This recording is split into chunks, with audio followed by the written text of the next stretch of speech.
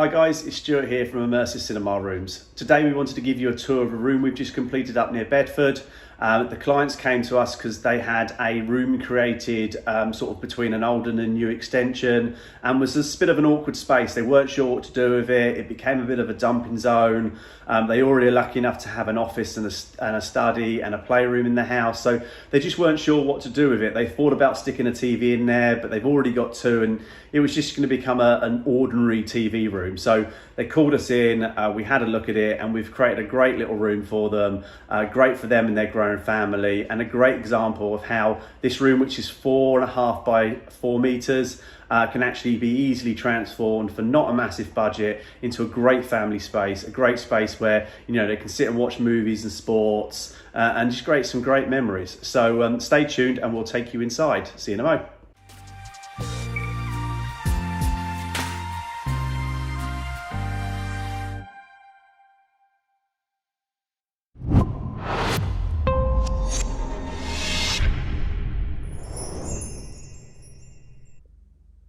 Hi guys, welcome back. Let's take you in the room.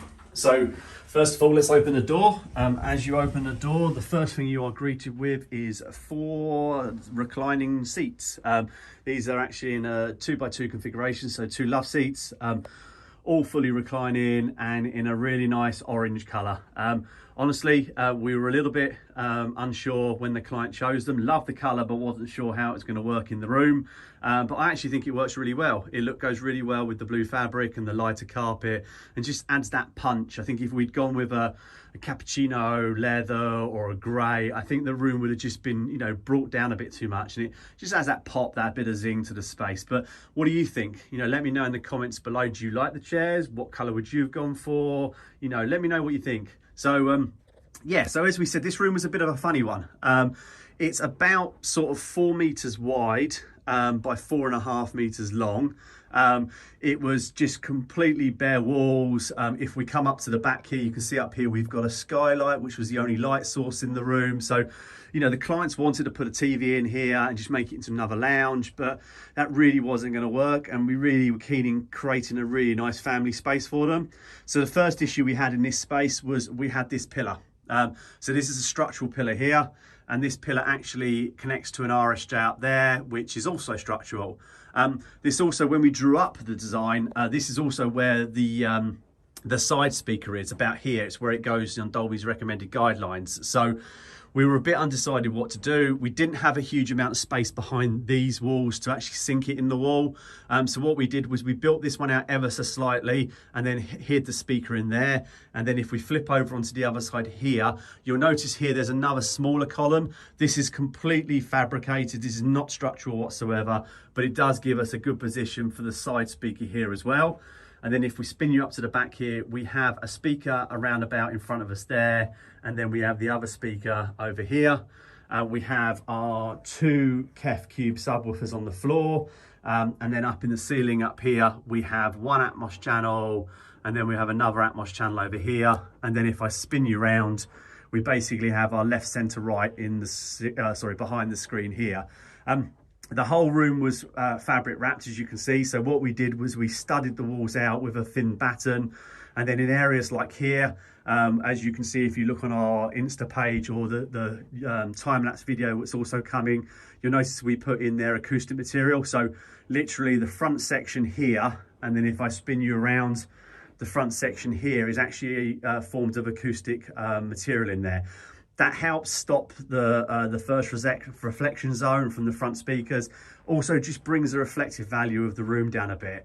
If we come up the back here, if you look at the photos online, you'll notice that all of these, behind all of these are all soft to touch. There's no acoustic material behind there whatsoever. So the back half of the room is quite vibrant. It's quite, it's what you need in respects of not echoey, but it helps the surround in the back. Up here, we've got an Epson projector sunk into its own custom housing. And then you'll see in the corner there, we've got a nicely hidden door.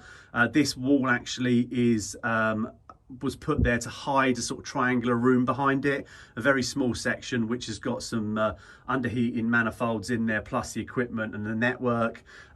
It can be accessed by just going around the chairs. There's not a huge amount of room, but as the client says, you know, he's not going to go around there much, so he'd rather have, you know, 4 seats rather than 3, because he only needs to go around there on a couple of occasions. We've also put an IP controllable power supplies and that in there, which are controllable via a Control 4 system. So if, you know, he needs to reboot Skybox or anything like that, he can do that from the remote control. We installed a staging into the room as well. Again, technically not necessary because we don't have a front row of seats. But they are a young family, so, you know, we're finding more and more clients like to put bean bags at the front here. And, you know, and if you've got more than 4 people, you've got that elevation in the seat, so you could put some, you know, some bean bags or some additional seats in at the front here. Down the day, you could actually put some more chairs here if you wanted to down the future, and then we don't have to worry about having to change it at any point. So if I spin you around now, you'll see that we're going to have a look at the screen. So the screen in this room is a 100-inch fixed frame screen, and it's in a 16:9 aspect ratio. Because we had the door here, we had to put the screen over to the right here, which is brilliant because the Epsom is a sensor in the room, but we can shift the lens to one side, so worked perfectly because obviously we couldn't move the door. We went for a 16:9 screen because the client's a big sports fan. You know, he likes to go to Vegas or watch Vegas fights. And the trade-off between watching a 16:9 image or watching a 235 image on a 16:9 screen was fine to him. And also it gives us, you know, gives us bang for square inch. So it's the best screen in here. I think a 235 screen would have looked a bit too small. You can actually see there the image, what's on it is 235 film off a Sky, and you can see actually it's relatively thin. So I think it gives the best for the room. A nice shaggy pile carpet, lots of space to sit with bean bags and for kids to play if they want, and yeah, and watch great movies. So I hope you enjoyed it. Thanks for staying put. There is a time-lapse video of the room which will either be attached to this video or will go up at a later date, so please have a look and see how we built the room. You know, as usual, please like and subscribe to the channel, it really does help, and we'll see you on the next one. Cheers, bye.